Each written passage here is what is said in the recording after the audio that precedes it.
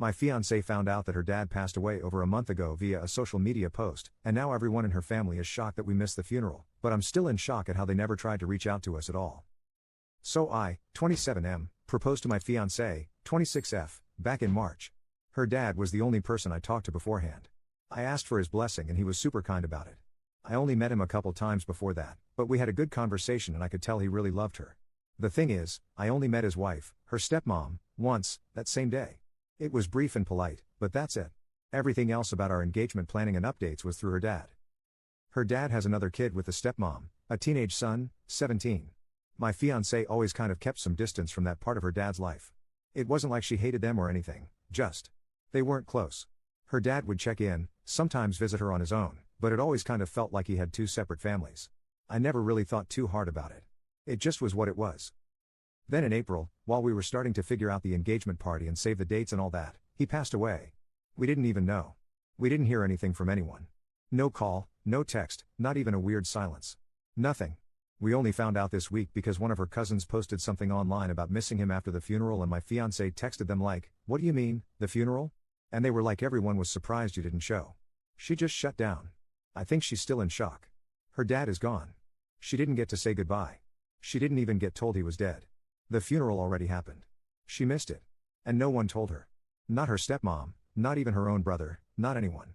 And what makes it worse is, now that she's tried to reach out to people, cousins, her aunt, even her dad's friend, she keeps getting these weird half responses that make her feel like she should have known or been there.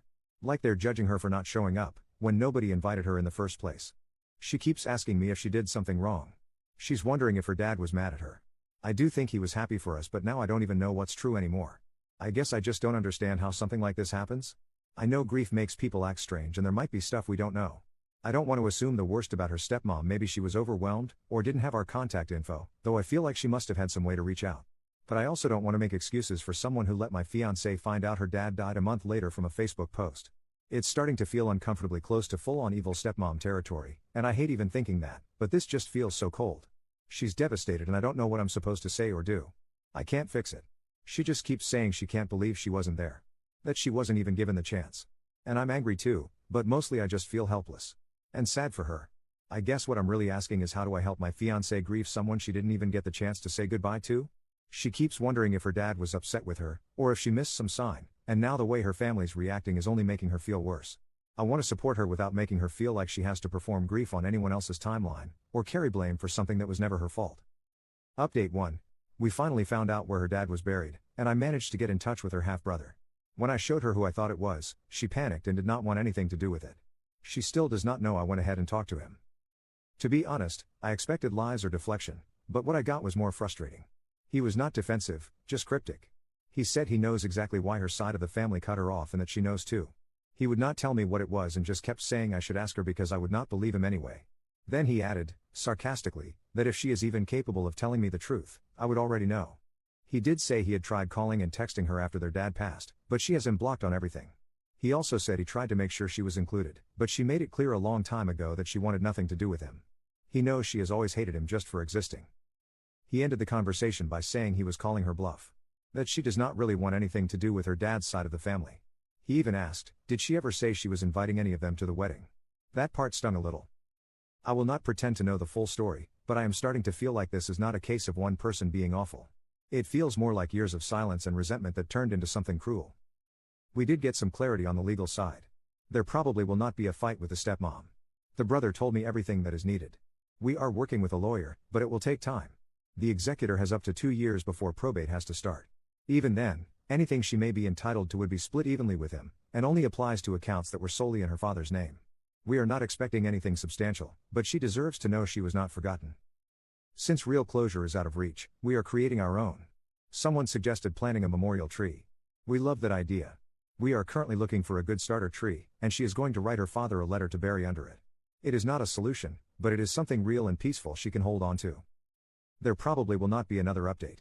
I am realizing that trying to untangle her family's damage might only hurt our relationship. If I want a healthy marriage, I need to protect her peace more than I need to win a fight that was lost a long time ago. Update 2. I've taken time to process everything before writing this, because I wanted to be clear-headed and fair. This isn't just about a relationship ending, it's about recognizing how far I'd strayed from myself and what I allowed in the name of love, patience, and hope. After the engagement ended, she moved in with a friend from work. But by then, things had already been unraveling for a while.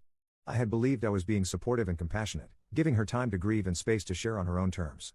But the truth was, I was being emotionally manipulated. She pretended to want to reconcile with her brother after hearing about her father's death. At the time, it felt like a breakthrough. I thought she was softening, maybe healing. But that was just a performance to win sympathy and deflect hard questions. The more I learned, the clearer it became that she had no real interest in reconnecting, only in looking like the victim. What's hard to admit is how many times she manipulated me subtly, shaping narratives and using silence or emotional withdrawal to make me prioritize her even over lifelong friends and family. I now see how isolated I became. One friend I reconnected with after everything joked, "You didn't date her, you ran her PR campaign." It hit harder than I expected, because in some ways, it felt true. There were moments where I wasn't just supporting her, I was constantly explaining basic respect, empathy, and how to show up in a relationship. It started to feel less like a partnership and more like I was trying to teach someone how to be a decent person. That kind of emotional labor takes a toll, and looking back, I can see how much of myself I lost in the process. I had reached out to her brother initially to confront him, but his response was surprisingly calm and cryptic even. After the breakup, I spoke to him again, and this time he told me the truth. The family had cut her off because of repeated abusive outbursts not just toward her father, but also toward her stepmother and brother. He said I wouldn't have seen it because she saved that side of herself for them. He even brought her father's old phone. The texts between her and her dad were awful, cruel, manipulative, and downright abusive. Honestly, I don't even know how or why her dad stayed in contact with her after receiving the things she wrote. If my own child ever said those things to me, I would have cried and cut contact. No parent deserves that level of cruelty. After her father passed, she started lashing out at me too. That's when the pattern revealed itself. Ironically, she didn't even mind that I spoke to her brother until she found out I helped him with a scholarship site. And help is a stretch.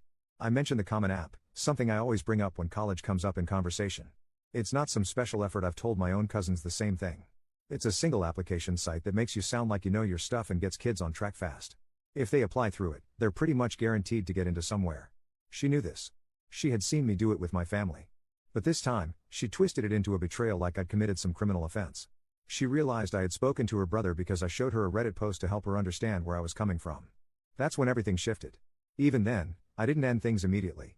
I asked if we could slow down and delay the wedding.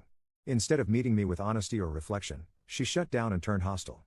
Maybe it was her way of pushing me away, but if so, it worked. After the breakup, she kept reaching out, apologizing, saying she'd get help. But I had already asked her to consider therapy earlier in our relationship, and she refused every time. Now that everything has come to light, I can't see myself marrying her, much less raising a child with someone who hides so much, lashes out when cornered, and only offers change when everything is already broken. My family has been nothing but supportive through all of this. My sister is even staying with me right now. She joked that it's for my protection, but honestly, it just feels good to have family around again. For the first time in a while, I feel like myself. So that's it. No more what ifs or excuses. Just the truth, and a fresh start. There won't be any more updates as this account serves no purpose anymore.